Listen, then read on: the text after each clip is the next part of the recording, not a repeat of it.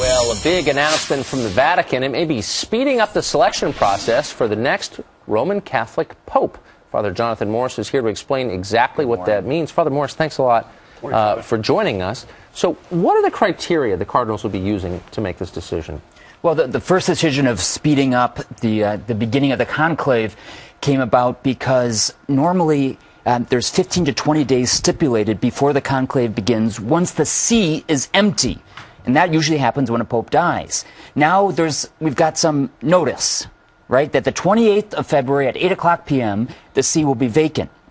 So the Cardinals are saying, since we will all get there by that time anyway, let's not have a 2-week or 3-week period of waiting before we begin the conclave. So it'll probably happen, my guess, is sometime around the 7th, 8th of March. But we'll see. That'll be decided a little bit later on. Okay, so let's dive into some of your picks, as if we're picking like a fantasy football team here. But you've laid out some of the folks around the world that you think might be up for this job. Let's start with the first one. Is it Tagle, Cardinal Tagle? That's right. Tagle, I believe it's pronounced. Luis Antonio Tagle, who's from Manila, Philippines. He's the youngest of the papabile. Let me explain this word. You guys are going to be hearing this a lot. It's not papabile, papabile, which means able to be pope or possible candidate for being a pope. We're going to hear it a lot. Papabile. Papabile. Excellent. Excellent. And it's best said with a glass of red wine, but that's another issue.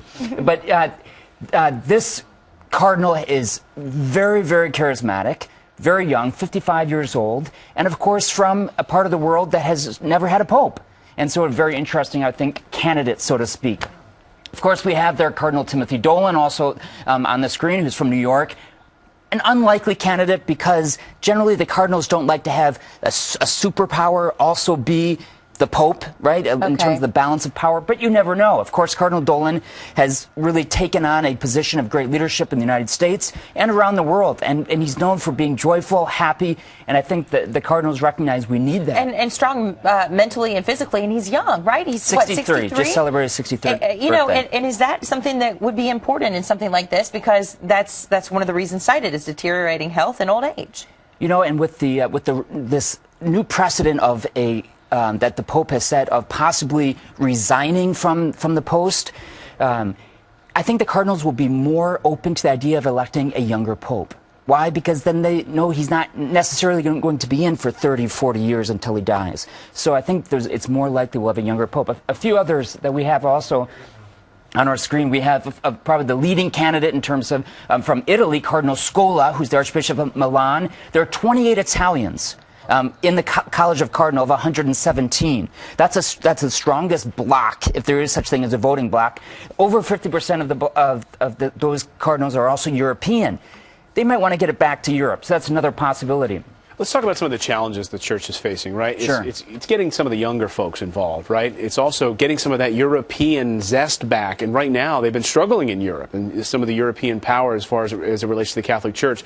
So other areas have been getting a lot of highlights, Latin America and Africa.